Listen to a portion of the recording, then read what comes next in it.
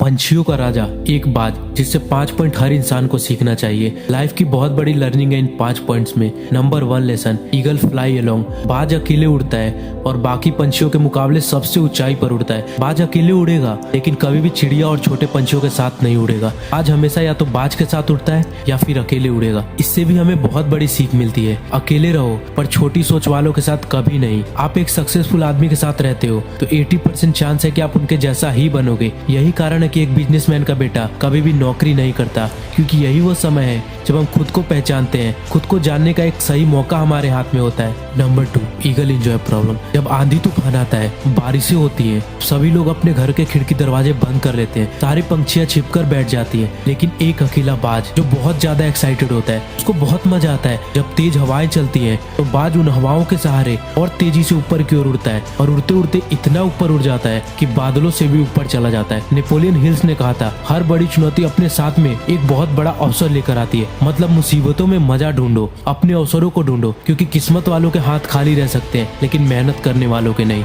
Number 3, vision. बाज का vision बहुत ज्यादा क्लियर होता है और बहुत ज्यादा स्ट्रांग होता है। बाज अपने शिकार को 5 किलोमीटर दूर से ही देख लेता है। जब एक बार उसे अपना लक्ष्य दिख जाता है, उसके बाद रास्ते में लाख मुश्किलें क्यों ना आ जाए, वो अपने लक्ष्य को हासिल करके ही दम लेता है। किसी का बाप भी उसे उसका लक्ष्य हासिल करने से नहीं रोक सकता। इससे भी हमें बहुत बड़ी सीख मिलती है कि अपना विजन क्लियर रखो, जी जान लगा दो उसे पाने में। क्या सफलता पाएगा वो जो रहता निर्भर गैरों पर, मंजिल तो उसके कदमों में है जो चलता अपने पैरों पर। Number 4, eagle attitude.